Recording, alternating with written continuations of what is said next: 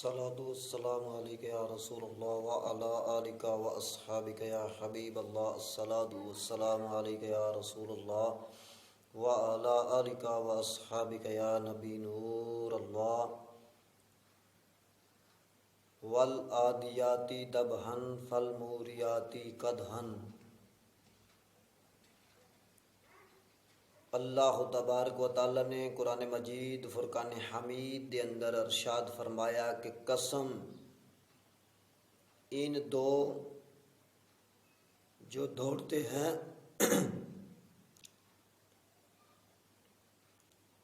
سینے سے آواز نکلتی ہوئی پھر پتھروں سے آگ نکالتے ہیں، سم مار کر ان گھوڑوں کی قسم جو ہانپتے ہوئے دوڑتے ہیں پھر سم مار کر پتھروں سے چنگیاریاں نکالنے والوں کی۔ والعادیات ضبحا، ان گھوڑوں کی قسم کہ جو ہانپتے ہوئے دوڑتے ہیں۔ اس آیت میں جن گھوڑوں کی قسم ارشاد فرمائی گئی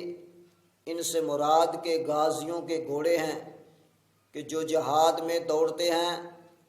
تو ان کے سینوں سے آوازیں نکلتی ہیں۔ تو اس آیت کریمہ دی تفسیر مفتی احمد یار خان نعیمی رحمۃ اللہ تعالی علیہ نے کیا پیارے نقطے بیان فرمائے کہ آیت سے معلوم ہوا کہ غازیوں کی شان بہت اعلیٰ ہے۔ اللہ تعالیٰ نے ان گھوڑوں کی قسم ارشاد فرمائی، جب غازی کے گھوڑے نے اپنی پشت پر غازی کو لیا تو اس گھوڑے کی شان اونچی ہو گئی۔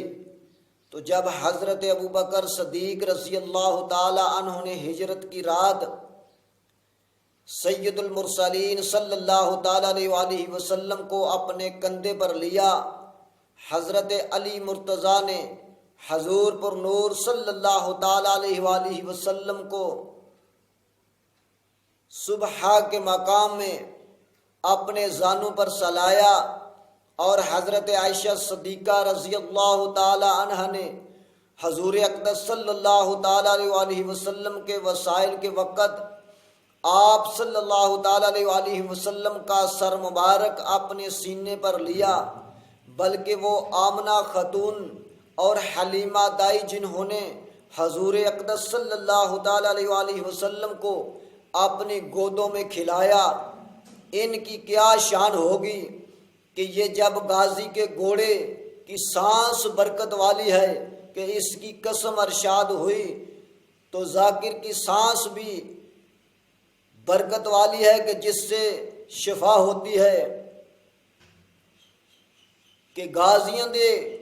گھوڑیاں دی اتنی عظمت شان کے تے پھر اس ڈاچی دی شان کی ہوئے گی کہ جس ڈاچی تے حضور نبی کریم صلی اللہ تعالی علیہ وآلہ وسلم سوار ہوئے، اس ڈاچی دا مقام کی ہوئے گا۔ تو جب غازی کے گھوڑے کی سانس اتنی بابرکت ہے